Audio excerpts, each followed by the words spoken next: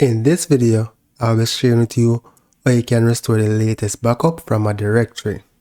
So I have this directory here with several backups, and I've sorted it by date modified. So the latest backup is it, and here I have a test 244 database. So I'm going to be deleting this database, right?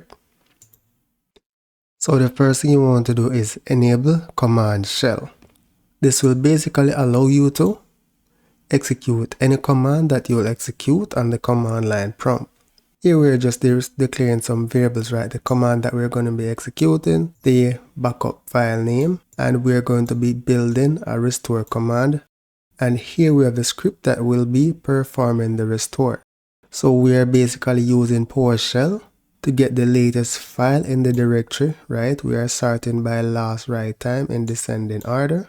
And we are basically selecting the first object by the name property. Here we are creating a temp table to store the file name. And here we are just executing the command that we build here in this line, right? And then the result return will be inserted in this file table. Now here we are just retrieving the file name from the table. And then here we are dropping the table. And then this line is performing the restore. Very straightforward script. You can extend it if you need, right? So let's uncomment that. So this is just displaying the command that will be executed, and this line here.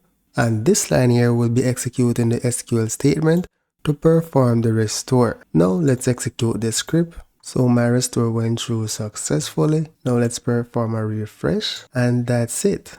You can use the link in the description of this video to download the script, right? So that's it for now, guys. Thank you for watching, and see you in the next video.